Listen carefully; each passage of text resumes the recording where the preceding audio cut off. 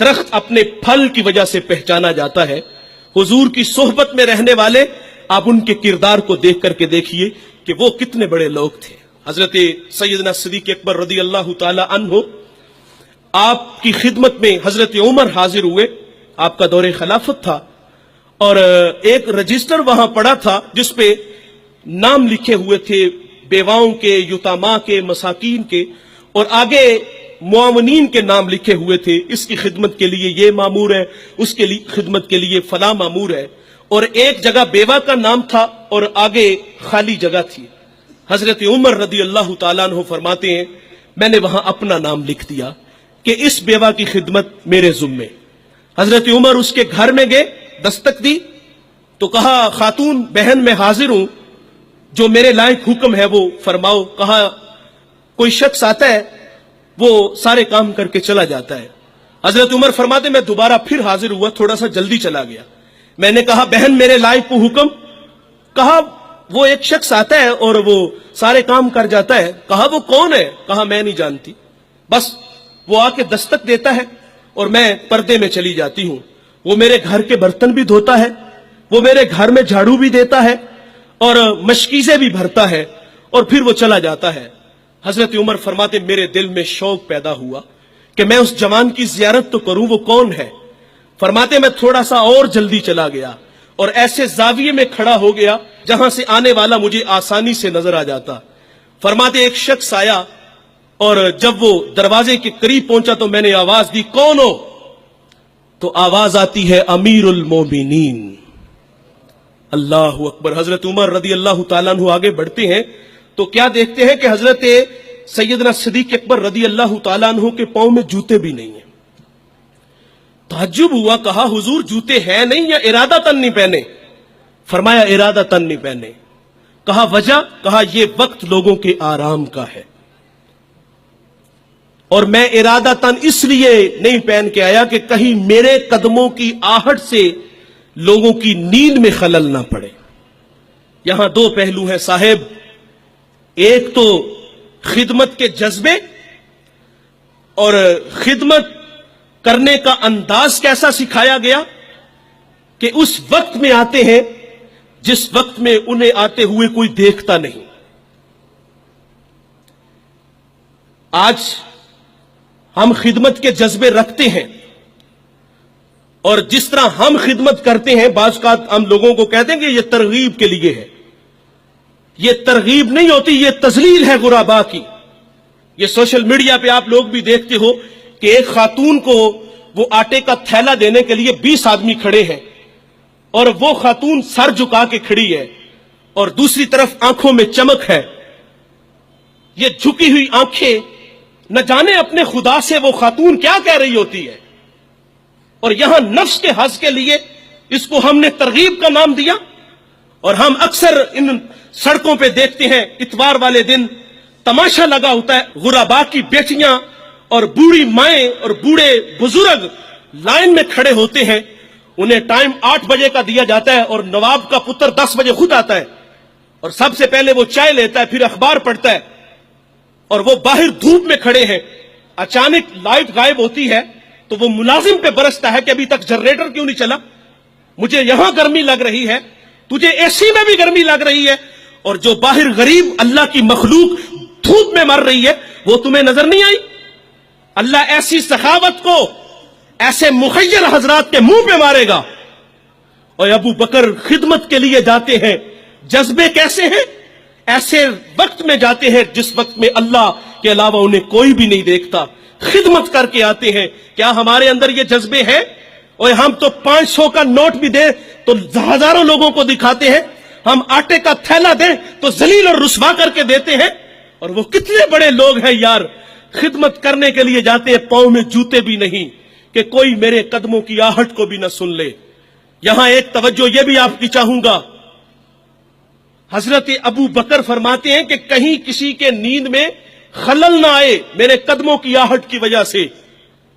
آج ہمسائے ہماری شرارتوں سے محفوظ نہیں. ہم نے ڈیک آن کیا, ہمسایہ صرف بیچارہ اتنا ہی کہتا ہے یار تھوڑی سی آواز آہستہ کر لو. وہ کہتا تمہیں کیا تکلیف ہے, میرے گھر میں چل رہا ہے, تمہیں کیا تکلیف ہے؟ یہ ہمارے یہ رویے ہیں صاحب، اور وہ کتنے بڑے لوگ ہیں چھپ کے خدمت کرتے ہیں صرف اللہ کی رضا کے لیے۔ اور پھر جب حضرت سیدنا صدیق اکبر رضی اللہ تعالیٰ عنہ دنیا سے چلے گئے تو حضرت عمر جو 23 لاکھ مربع میل کا حاکم ہے، پھر وہ ڈیوٹی خود لیتے ہیں، خود اس کے گھر کے برتن دھوتے ہیں، اس کے گھر میں جھاڑو دیتے ہیں، اور خود مشکیزیں بھر کے آتے ہیں۔ اللہ نے آپ کو اگر خدمت کا جذبہ دیا ہے، آپ خدمت کرنا چاہتے ہیں، تو اس انداز سے کرو کہ دائیں سے دو بائیں کو خبر نہ ہو۔ تو یہ اخلاق ہے صاحب، اپنے اندر یہ اخلاق اپناؤ، اس کا صلہ ہے، ورنہ لاکھوں کروڑوں کی سخاوت خدا منہ پہ دے مارے گا۔ تو ایک زمانہ ہمارے اوپر ایسا گزرا ہے کہ لوگ ایک دوسرے کا احساس کرتے تھے۔ یہ بغداد کی کہانی ہے، ایک شخص صرف یہ دیکھنے کے لیے آتا ہے کہ یہ لوگ عزت کیوں اتنی زیادہ پا گئے ہیں۔ اس نے ایک ہوٹل سے کھانا کھایا، وہ مسلمان نہیں تھا، اور سامنے ٹیبل پہ ایک جوان بیٹھا تھا، وہ مسلمان ہے۔ اس نے محسوس کیا کہ اس کا تعلق ہمارے شہر سے نہیں ہے۔ خیر کاؤنٹر پہ جا کے اس کا بل دیا، اور اس صاحب نے کھانا کھایا، بل دینے کے لیے کاؤنٹر پہ گیا تو کہا آپ کا بل ادا ہو گیا ہے۔ کہا یہاں تو مجھے کوئی جانتا نہیں، میں اجنبی ہوں۔ کہا ایسے ہی ہے، ایک مسلمان تھا اور اس نے آپ کا بل دیا اور چلا گیا۔ رکا اس لیے نہیں کہ آپ شکریہ کے لیے آگے بڑھیں گے، تو اس نے یہ بھی اپنے لیے مناسب نہیں سمجھا کہیں یہ نفس کی غذا نہ بن جائے۔ وہ اس بات سے متاثر ہوا، پھر ایک دکان پہ گیا، اسے کوئی چیز چاہیے تھی۔ جب دکان پہ گیا تو اس نے کہا یہ چیز مجھے چاہیے، قیمت طے ہوئی۔ تو دکاندار پتہ کیا کہتا ہے؟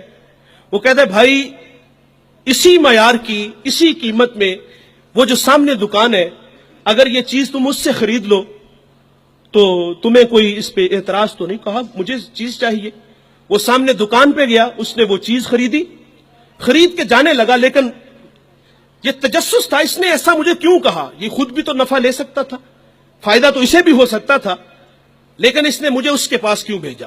دوبارہ پھر پلٹتا ہے اور آ کے کہتا ہے بھائی وہی معیار ہے، وہی قیمت ہے، لیکن اس کے پاس بھیجنے کا مقصد کیا تھا تیرا؟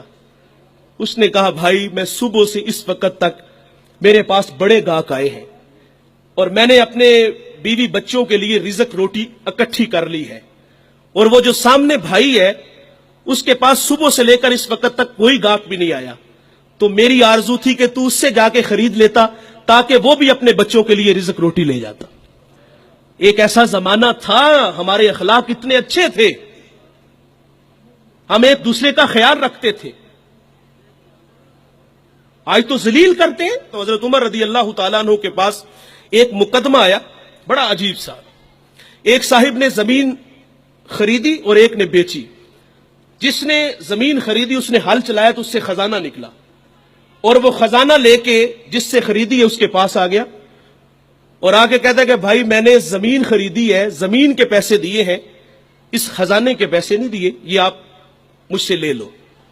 اور جس نے بیچی ہے وہ کہتا ہے بھائی یہ تمہارے مقدر، یہ میں نہیں لوں گا، یہ تمہارے ہی ہیں۔ ان کا آپس میں تنازع ہوا، حضرت عمر کے پاس آ گئے، وہ دے رہا ہے وہ لے نہیں رہا۔ آج بھائی بھائی 1 انچ پہ ایک دوسرے کو قتل کر رہے ہیں، آج 1 انچ پہ بھائی جیونا مرنا ختم کر رہے اپنے بھائی سے، اپنی اولادوں کو بھی نصیحت کر کے جاتے کہ چچا کو منہ نہیں لگانا۔ اور ادھر کیا ہے جو رسول اللہ نے اخوت کا درس دیا تھا ان قوم کو، ان لوگوں کو، اور وہ کتنے اچھے لوگ ہیں، وہ خزانہ دے رہے وہ لے نہیں رہا۔ حضرت عمر رضی اللہ تعالیٰ عنہ کے پاس فیصلہ آیا تو آپ نے فرمایا تم دونوں صاحب اولاد ہو؟ کہا ہاں۔ ایک نے کہا میری بیٹی ہے، جس نے زمین بیچی تھی اس کی بیٹی تھی، جس نے خریدی تھی اس کا بیٹا تھا۔ کہا دونوں کا نکاح کر دو، اور وہ جو خزانہ ہے وہ بیٹی کو جہیز میں دے دو تاکہ وہ خزانہ دوبارہ اس کے پاس چلا جائے۔